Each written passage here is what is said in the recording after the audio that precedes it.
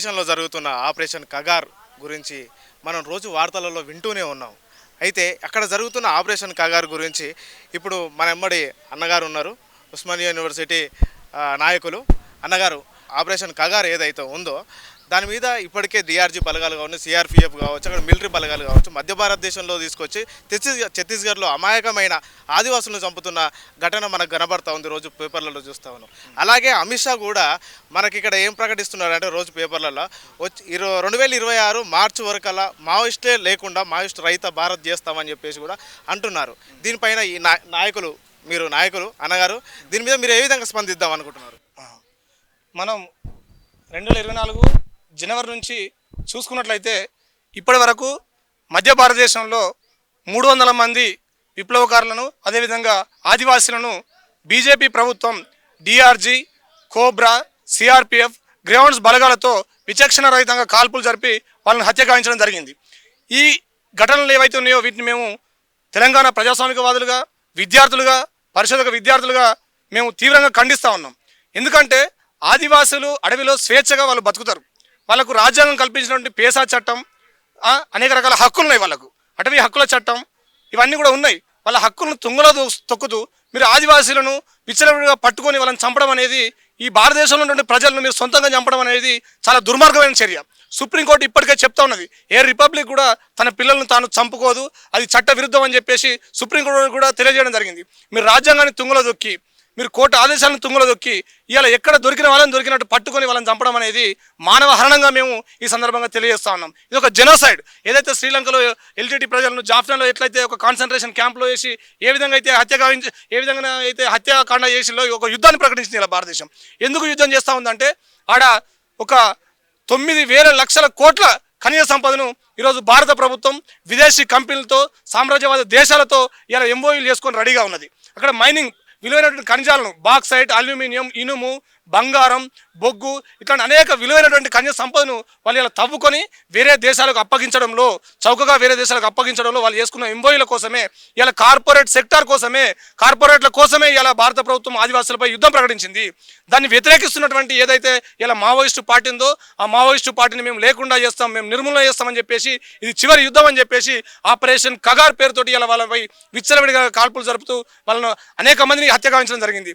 అమిత్ షా కానీ, మోడీ కానీ, ఎవరైనా కానీ చరిత్రలో మనం చూసుకున్నట్లయితే ఇలా మావోయిస్టు పార్టీ కానీ లేకపోతే ఆదివాసులు కానీ వాళ్ళు ఇక్కడటువంటి సంపదను తీసుకుపోయి చైనాకు తరలిస్తలేరు, ఇక్కడటువంటి సంపదను తీసుకుపోయి అమెరికాకు తరలిస్తలేరు, ఇక్కడటువంటి సంపదను మన మధ్య భారతంలో సంపదను తీసుకుపోయి వాళ్ళు జర్మన్, జపాన్కు తరలిస్తలేరు. వాళ్ళకన్నటువంటి సంపదను కాపాడుతున్నారు. ఇలా వివక్షకు వ్యతిరేకంగా వాళ్ళు పోరాడుతూ ఉన్నారు. ఇలా ఆదివాసులకు వాళ్ళు ఒక చైతన్యాన్ని అందిస్తూ ఉన్నారు. ఇలా ఆదివాసులు కూడా ఈ దేశంలో మనుషులుగా బతకాల్సిందే. వాళ్ళకు విద్య కావాలి, వాళ్ళకు వైద్యం కావాలి, వాళ్ళకు రోడ్ల సదుపాయం కావాలి, వాళ్ళకు అభివృద్ధి కావాలని చెప్పేసి ఇలా అనేక సంవత్సరాల నుంచి వాళ్ళు పోరాటం చేస్తూ ఉన్నారు. సరే, ప్రభుత్వాలు చెప్తా ఉన్నాం వీళ్ళు అభివృద్ధికి అడ్డంకి అని చెప్పేసి మాట్లాడుతున్నాయి. ఎక్కడ ఎంతమందిని అభివృద్ధి చెందిలు మీరు? ఇన్ని సంవత్సరాల స్వతంత్ర భారతదేశంలో ఎంత అభివృద్ధి జరిగింది ఆదివాసులది? ఎన్ని రోడ్లు ఉన్నాయి, ఎంత విద్యుత్ ఉంది, ఎంత వైద్యం ఉంది, ఎంత ఎంత స్కూల్స్ కట్టించారు వాళ్ళు? ఏ అభివృద్ధి అని మీరు చెప్తున్నారు కదా. ఒక మైనింగ్ జరుగుతుంది, మైనింగ్ జరిగిన ప్లేస్లో మీ మైనింగ్ తోటి మీరు ఖనిజ సంపద దోపిడీ చేసుకొని పోతా ఉన్నారు. అక్కడ ఎక్కడ మైనింగ్ జరిగింది, అక్కడ ఎక్కడ అభివృద్ధి జరిగింది మీరు చూపించండి. అక్కడ స్కూల్స్ ఎక్కడ ఉన్నాయి? వాళ్ళకి కనీసం ఈరోజు ఒక వాళ్ళకు కరెక్ట్ వైద్యం గ్యారెంటీ లేదు. వాళ్ళు స్వచ్ఛంగా అడవితో సహజీవనం చేస్తూ, అక్కడ ఉన్నటువంటి జంతువులతో, పక్షులతో, చెట్లతో సహజీవనం చేస్తూ వాళ్ళకు దొరికినటువంటి అక్కడ ఆహార సంపత్తిని వాళ్ళు తీసుకొని వాళ్ళు ప్రశాంతంగా బతుకుతుంటే ఇలా వాళ్ళకు అడవిలో నక్సలైట్తో ఏ సంబంధం లేదు, ఏ ప్రాబ్లం లేదు. వాళ్ళ ప్రభుత్వాలకు వచ్చి మాకు నక్సలైట్లు ఇబ్బంది పెడుతున్నాను ఎప్పుడన్నా చెప్పిల్లా? నక్సలైట్లు వాళ్ళని ఇబ్బంది పెట్టిల్లా? ఇలా పోలీసులు అడవిలోకి ఎందుకు పోవాల్సి వస్తుంది? ఇలా పారామిలిటరీ బలగాలు అడవిలోకి ఎందుకు పోవాల్సి వస్తుంది? ఇలా పారామిలిటరీ బలగాలు, పోలీసులు అడవిలోకి పోయి ఆదివాసులు లేకుండా చేస్తే అక్కడ ఉన్నటువంటి సంపదను మనం దోసుకోవచ్చని చెప్పి కుట్రలో భాగంగానే ఇలా మావోయిస్టు పార్టీ పేరు చెప్పి ఆదివాసులను చంపుతా ఉన్నారు. ఒక అనేక మందిని ప్రశ్నించే వాళ్ళని తీసుకుపోయి జైల్లో పారేస్తూ ఉన్నారు.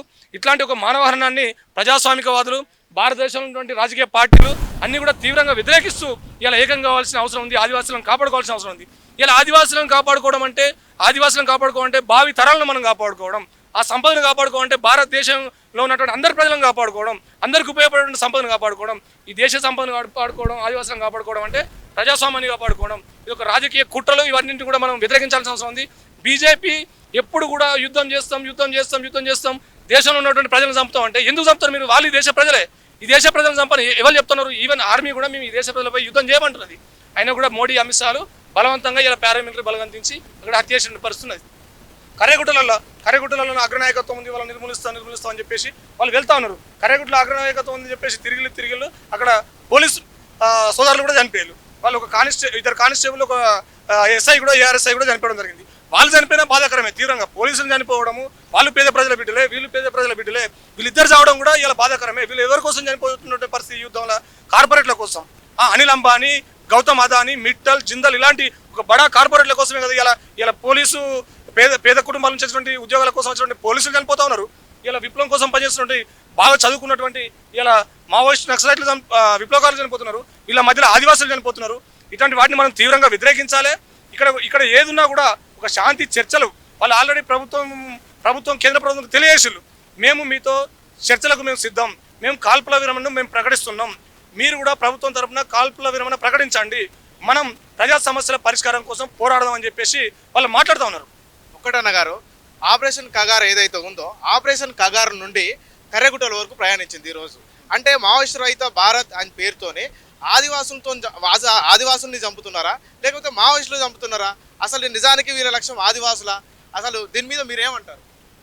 అక్కడ డిఆర్జీ గ్రేహౌండ్స్ బలగాలు జరిపినటువంటి కాల్పుల్లో ఒక 6 నెలల పసి బాబు చనిపోవడం జరిగింది. అతను మావోయిస్టా? అతను ఎవరు? ఒక ఆదివాసీ బాబు. విచక్షణ రహితంగా అక్కడ కాల్పులు జరుపుతూ ఉంటే మావోయిస్టులు అనుకొని చెప్పేసి కాల్పులు జరుపుతూ ఉంటే ఆ కాల్పుల్లో ఒక బాబుకు తూటా దిగింది, తను చనిపోవడం జరిగింది. అతను మావోయిస్టా అనేటువంటిది ఈరోజు ఈ దేశం ముందున్నటువంటి ప్రశ్న. అతను ఒక సాధారణ ఆదివాసీ శిశువు, ఒక బాబు, తనను చంపడం ఎంతవరకు కరెక్టు? తను మావోయిస్ట్ అయితే కాదు కదా. మావోయిస్టు పరి మీద ఇవాళ ఎవరిని చంపి ఒక బాబును మావోయిస్ట్ అని చెప్పేసి మీరు ఎట్లా చంపుతారు? మరి ఇక్కడనే అర్థం చేసుకోవాలి. ఆదివాసులను లేకుండా చేయాలి, ఆ జాతిని మొత్తం హననం చేయాలి, మావోయిస్టు పార్టీని లేకుండా చేయాలి. ఇవాళ మావోయిస్టు ముక్త భారత్ అంటావు, రేపు దళిత ముక్త భారత్ అంటావు, ఎల్లుండి ప్రజాస్వామికవాదుల ముక్త భారత్ అంటావు, ఇంకోటి కాంగ్రెస్ ముక్త భారత్ అంటావు. ఈ దేశంలో ఎవరు మిగలకుండా లాస్ట్గా మిగిలేదు ఏంటిది? మరిగా మీ ఆధిపత్య భావజలము, మీ మనుధర్మము, మీరు మాత్రమే మిగలాలని కోరుకుంటున్నారా? ఇది అట్లాంటి దేశం కాదు. భారతదేశం భిన్నత్వంలో ఏకత్వం ఉంది. ఇది ప్రజాస్వామ్యం, ఇది రాజ్యాంగం ప్రకారం నడిచేటువంటి దేశం. రాజ్యాంగంలో హక్కులున్నాయి, జీవించే హక్కులున్నాయి, ప్రాథమిక హక్కులున్నాయి, కొన్ని చట్టాలున్నాయి, ఆదివాసుల కోసం చట్టాలున్నాయి. వీటంటి తుంగల దొక్కుతూ చూస్తే ఈ దేశ యువత కానీ, ఈ దేశ పౌర ప్రజాస్వామికవాదులు కానీ ఎవరూ చూస్తూ ఊరుకోరు. ఈ దేశాన్ని రక్షించుకోవాల్సిన బాధ్యత ప్రతి ఒక్క మేధావి మీద, ప్రతి ఒక్క విద్యార్థివేత్త మీద, ప్రతి ఒక్క రాజకీయ పార్టీ మీద ఉన్నది. ఇలా ఆదివాసులను కాపాడుకోవడం అంటే భారతదేశాన్ని కాపాడుకోవడం. ఇది ఆదివాసుల కోసం యుద్ధం చేస్తలేదు. ఇలా ఆదివాసులు మొత్తం భారత ప్రజల కోసం యుద్ధం చేస్తున్నారు. కాబట్టి వాళ్ళందరూ కాపాడుకోవాల్సిన బాధ్యత మన మీద ఉందని చెప్పేసి నేను మాట్లాడతాను. అన్న, ఇప్పటికే 2 సార్లు శాంతి చర్చలు జరిగాయి. అంటే ఇప్పుడు శాంతి చర్చల కమిటీ అని ఒకటి ఫామ్ అయిపోయి 2 సార్లు జరిగాయి.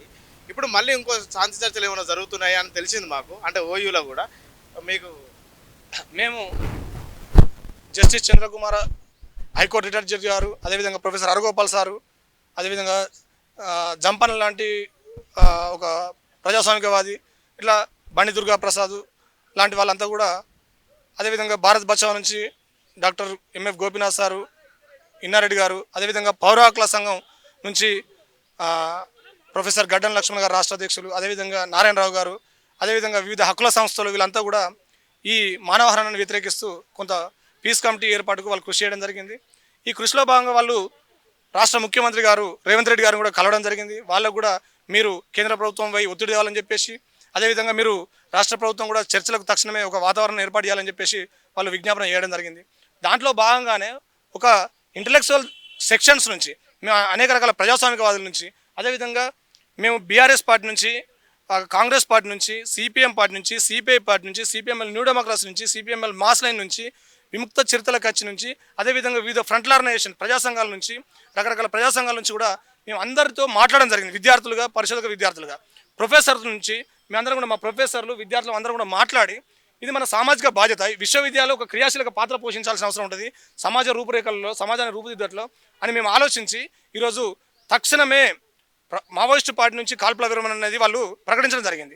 ప్రభుత్వం కూడా తక్షణమే కాల్పుల విరమణకు కృషి చేయాలి, కాల్పుల విరమణ జరపాలి వాళ్ళు, ఆ తర్వాత శాంతి చర్చలు చేయాలనేటువంటి ఒక ఉద్దేశంతో మేము 16వ తేదీ ఉదయం ఉస్మాన్ యూనివర్సిటీ ఆర్ట్స్ కళాశాలలో BRS, Congress, CPM, CPI, CPML new democracy, CPML mass line, VCK, అదేవిధంగా పౌర హక్కుల సంస్థ, భారత్ బచావో, మా యూనివర్సిటీ ప్రొఫెసర్లు, అదేవిధంగా అరుణోదయ సాంస్కృతిక సమాఖ్య, అదేవిధంగా అనేక విద్యార్థి సంఘాలు, ప్రజా సంఘాలు, మేధావులు అందరినీ కూడా కలుపుకొని ఈ కాల్పుల విరమణ, శాంతి చర్చలు అనేటువంటి అంశంపై మేము ఒక చర్చా కార్యక్రమాన్ని, రౌండ్ టేబుల్ మీటింగ్ కూడా నిర్వహిస్తా ఉన్నాం.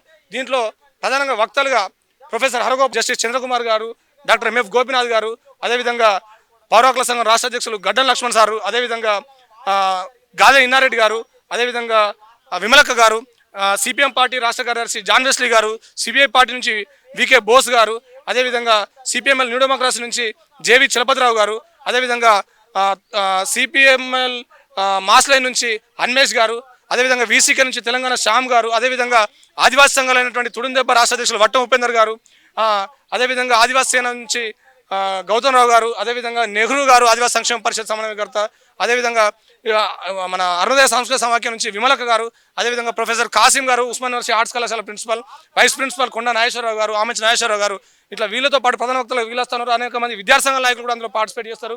అదేవిధంగా మేధావులు విద్యార్థులందరూ కూడా పార్టిసిపేట్ చేసి ఈ కాల్పుల విరమణ కోసం మా వంతుగా మేము ఈ శాంతి చర్చల కోసం మేము ప్రయత్నం చేస్తామని చెప్పేసి ఈ సందర్భంగా తెలియజేస్తాం. ఓకే, థ్యాంక్ యూ అన్న.